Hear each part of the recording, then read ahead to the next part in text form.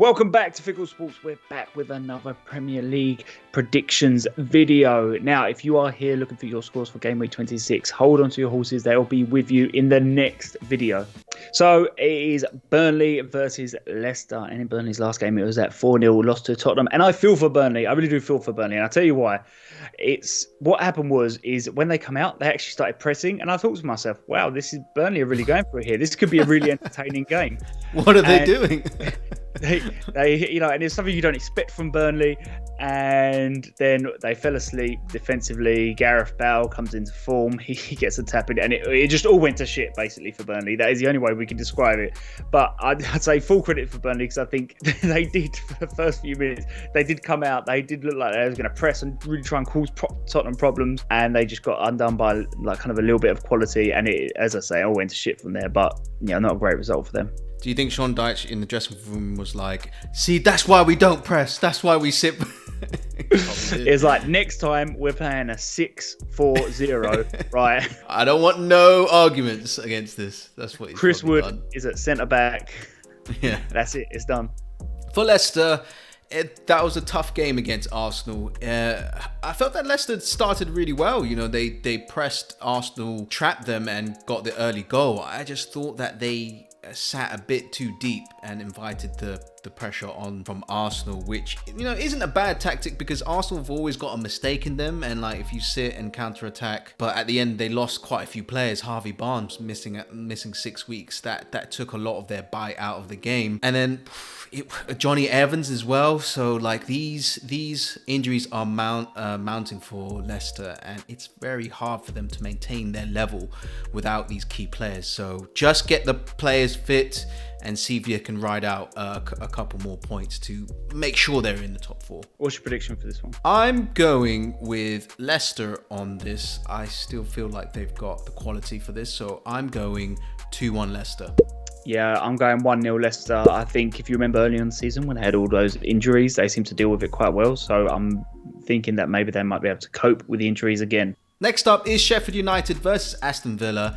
And Sheffield United, there was great heroics from Aaron Ramsdale to keep Liverpool at bay a bit. But you can't concede that many chances and expect to not concede. I think it was quite a bit of a Liverpool onslaught at the end. They were pretty motivated to get the result after a bad run of form from them. And I don't know, I felt like the Sheffield United defending for the opening goal, they kind of stopped playing, thinking that the ball was out, and that eventually breached their defense, and it was very difficult to come back from that. But McBurney had a great chance to score from a header, and you know, that kind of summarizes Sheffield United's season, really, just poor finishing and unable to get the result. So it was a tough day.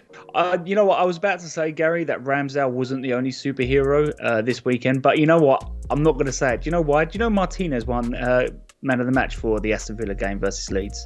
Of course he did. He's out to punish all Arsenal fans for letting him go. Do you know how many shots on target that Leeds actually had? 5. 3. 6. Okay. How could he get man of the match? He did do a very good save, though. He did do a couple of saves. Yeah. Okay, what?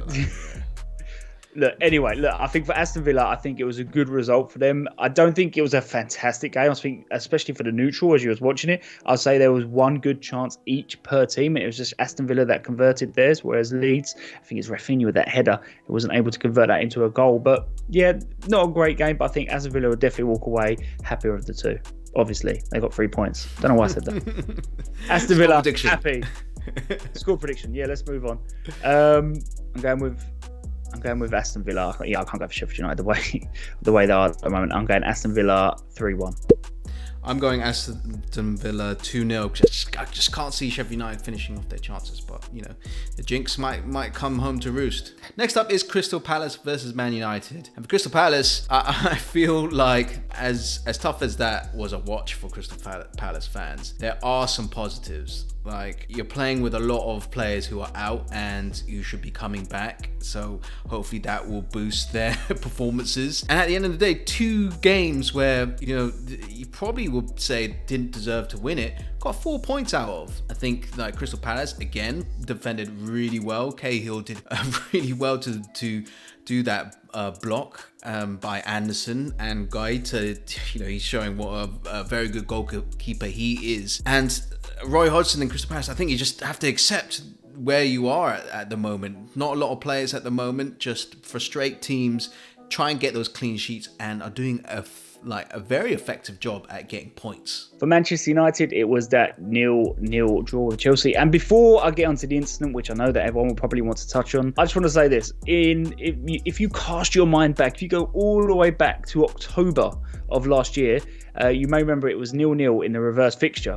And I criticised Manchester United because they were the home team, and I said I think the onus should be on them to come out as they were the home team. So this time I'm going to take what I said then, I'm just going to reverse it. Chelsea were the home team. I feel like they both played it very safe, and I feel like the onus should be more on the home team to try and get a result. And I feel like both teams in the end, they just didn't want to risk too much going for the win. With that being said, we will touch on the incident a little bit, which I think, look, in my book, I don't see how that's not a handball.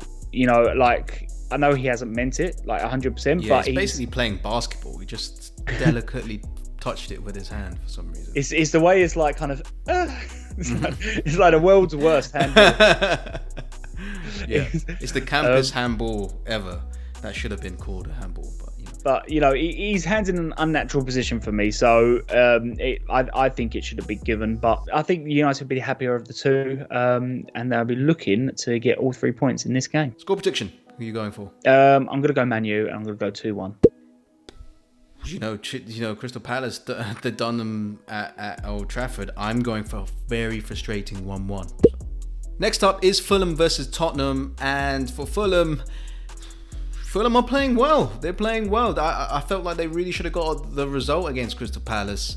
You know, Crystal Palace were throwing bodies at their own goal line to stop Fulham from scoring, and Anderson ended up with 5 chances. I think he was quite unlucky not to score any of them. But yeah, the performances are there, but it's just getting that elusive 3 points that Scott Parker and Fulham really need, because they're getting really close to jumping out of that relegation zone. And I feel like the last couple of weeks, they've really deserved extra results, just haven't happened for them, unfortunately. And for Tottenham, there it is the moment that Tottenham fans have been waiting ever since they went outside the Tottenham training ground to greet Gareth Bale. They've been waiting for this moment for months, for Gareth Bale to actually turn up in a Premier League game, and it has finally happened. He is here. It took a lot of, I don't know what they've been doing behind the scenes. They've been injecting him with steroids or something, I'm not sure, but he is finally arrived, and it was a very good performance with Tottenham. If it's one thing you can say about Tottenham this season, is that when they look dangerous offensively, I don't know if it's just because you can't see the defensive mistakes, but they do look better defensively, and it was good from both sides. They created excellent chances, they scored some very good goals, and they also kept quite a rare clean sheet for Tottenham in these last few months. So very good performance for them. Score prediction. Who are you going with? Fulham will be a tough game.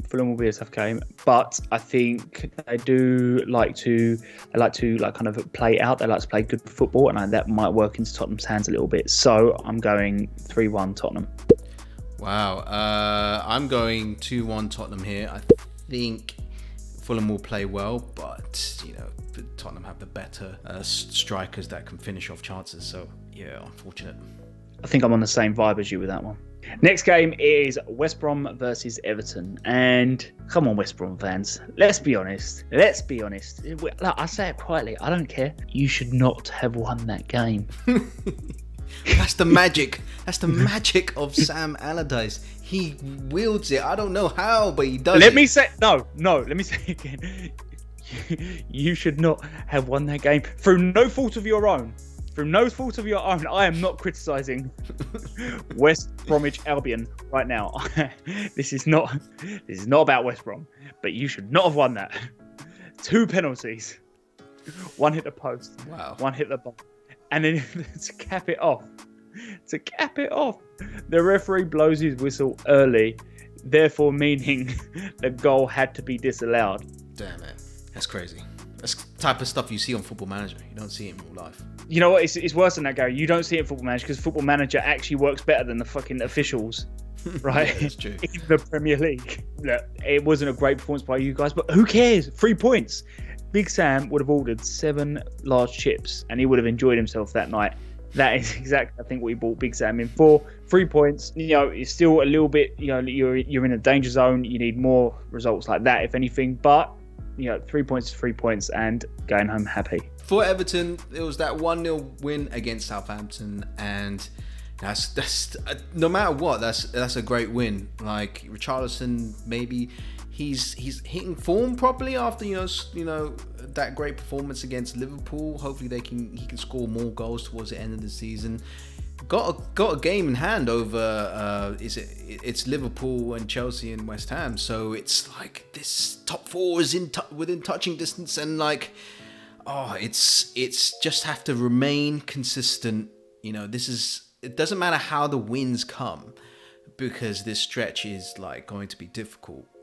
Because I feel like Everton haven't been in the race for the top 4 for a long time, but just rely on the fact that Carlo Ancelotti can get you to the promised land, basically. You almost butchered his name there. You almost did on me. That close.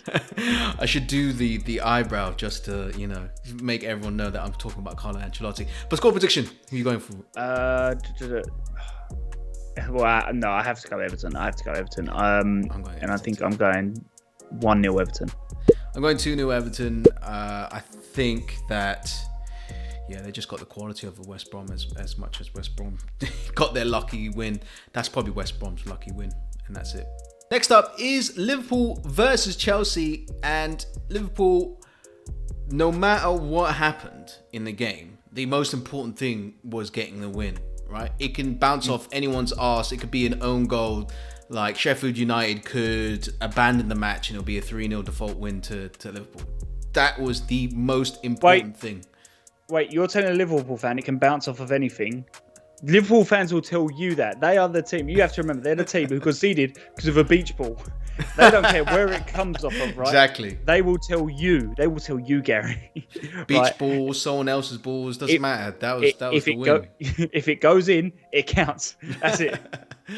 Yeah, that was the remedy. They needed that badly because, you know, really tough couple of weeks. You know it's bad when Klopp is getting talked about being replaced by Steven Gerrard. That's like outrageous. But Liverpool did play very well and definitely deserved that against Sheffield United. They just broke them down time and time after again, and then thankfully there just wasn't any crazy mistakes that cost them. So good win. Chelsea fans, I'm going to be honest, if you watch the Manchester United bit, it's going to be a little bit similar. So, you know, carry on watching, but I'm just warning you now that I'm going to say something similar, which is, if you remember the game all the way back in October, I was on your guys' side. Because Manchester United were at home, right?